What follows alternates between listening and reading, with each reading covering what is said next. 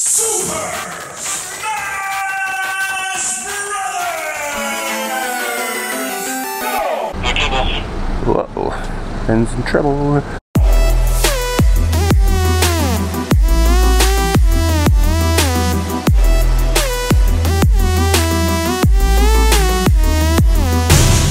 What is up, you guys? Welcome back to the tour. We are just in the mountains in Spain along the coast. The country recap for France.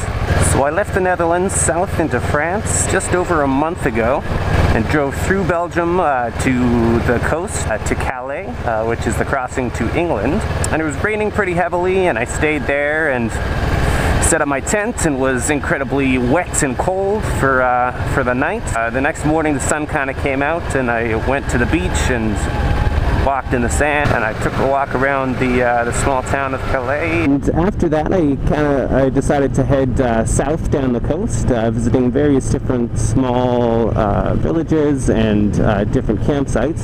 Just stopped at a McDonald's here in, where am I?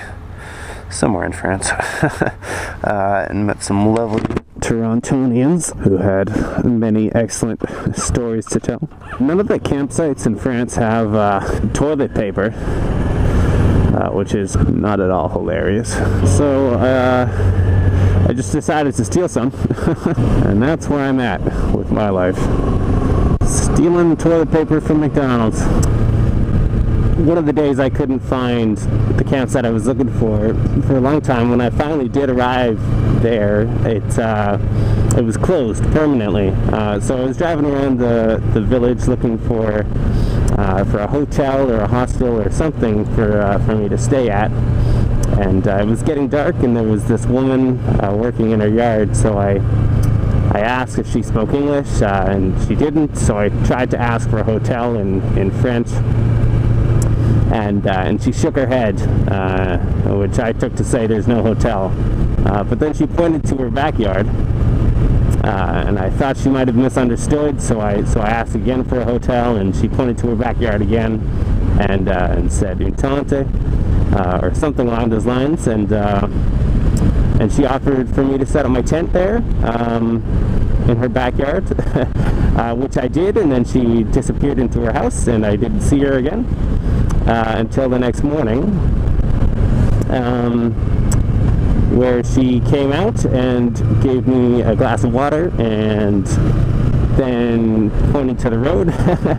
And I took that as a hint that it was just an overnight thing, obviously, but it was very sweet. So I continued south past the Normandy beaches, where the D-Day landings took place in the Second World War.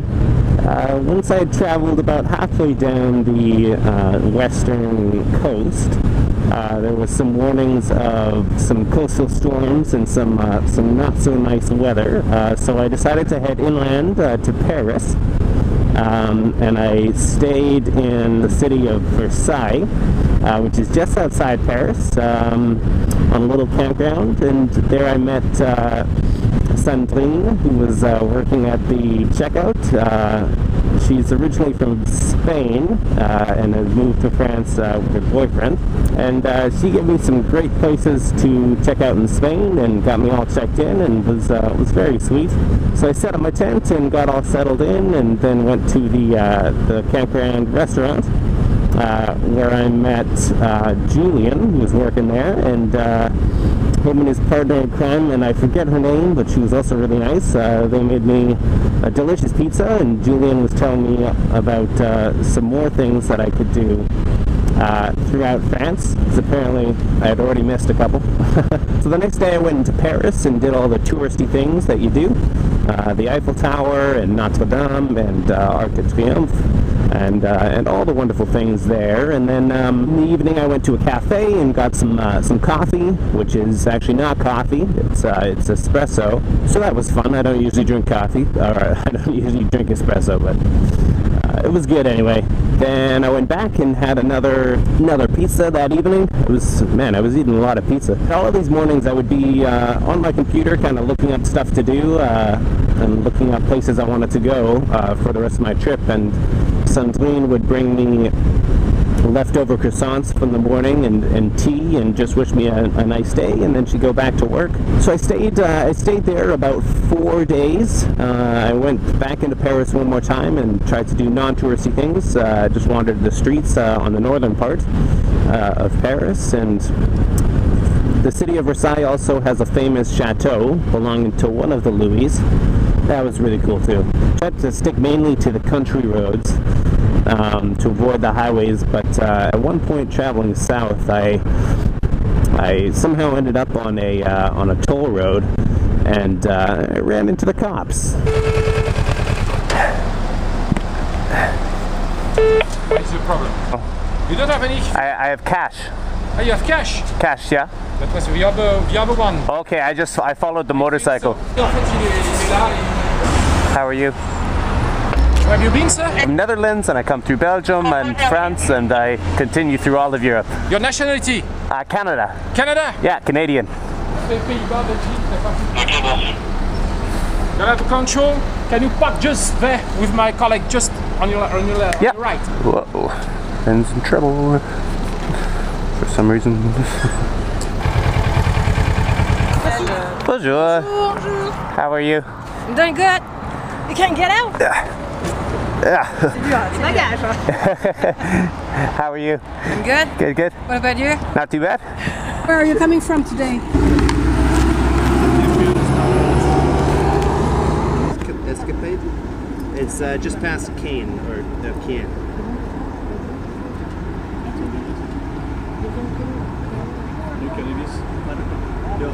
No. Did you enjoy? Yeah. Oh, that's beautiful. I have family in Germany. Yeah. And we so we bought the motorcycle there and have it all registered, and then went to I went west to. Thank you very much. It was great to meet you guys. Yeah. Enjoy the rest of your day. Hey. Oh, how do I not drive on toll?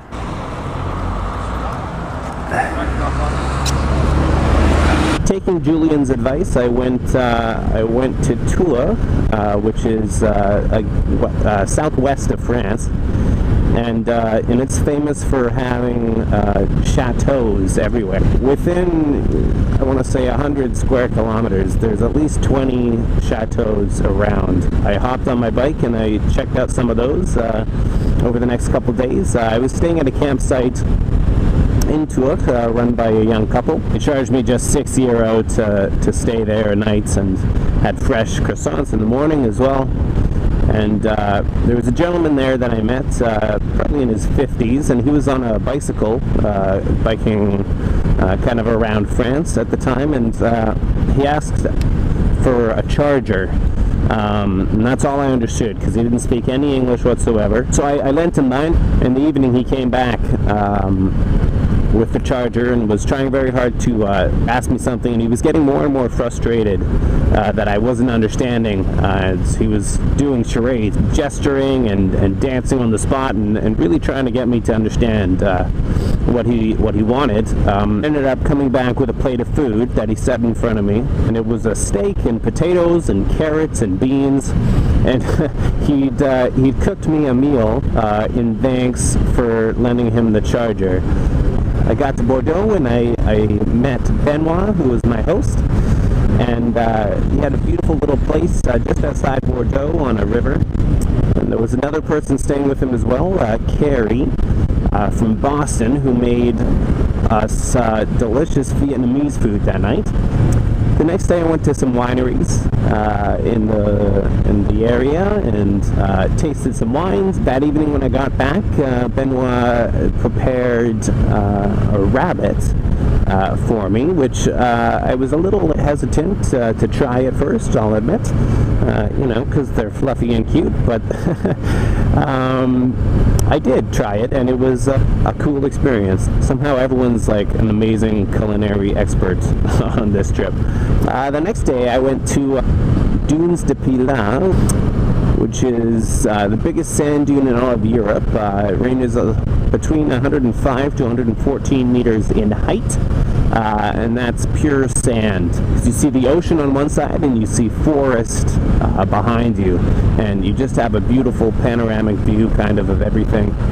On my way back home, I was about 6 blocks away from Benoit's house when I was not paying attention in the slightest and ended up rear-ending a car in front of me. You can check out that footage right here. And unfortunately, I had only booked with Benoit until the next day, and he had new people coming, so I wasn't quite sure what I was going to do with a broken motorcycle and nowhere to stay when a family friend, Rob, messaged me on Facebook and happens to be living in Bordeaux at the moment. Funny how everything works out, eh? And he invited me to stay, and so the next day I packed up all my stuff and met Rob in the center of Bordeaux for the next week that I stayed with them. We did a whole bunch of things. We went out to dinner with their friends, a tea every single morning and every evening. Rob showed me some of the fish markets and local markets. Actually, Bordeaux is also famous for its oyster industry. I mean, a lot of you know I'm not huge into the into the seafood when in Rome, so I tried oyster for the first time, and you know, it's not something I would do again, but but I'm happy that I tried it. I think there are two kinds of people in the world. There's people who don't like oyster, and there's people who lie about it. Throughout all this time, I had messaged James McCarthy back home asking for some advice. He's my motorcycle instructor, and he was incredibly kind as well and offered to help out in any way he possibly could and gave me some information.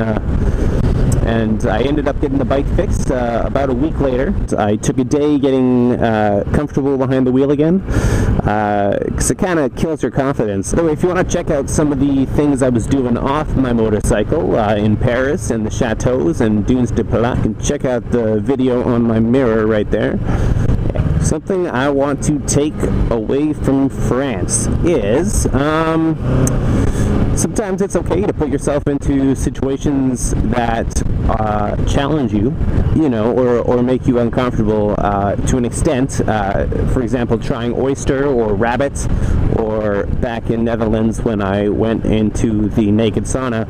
Things that challenge you to open your mind and try new things, and you know, get to learn different lifestyles and different cultures, I think is really beneficial.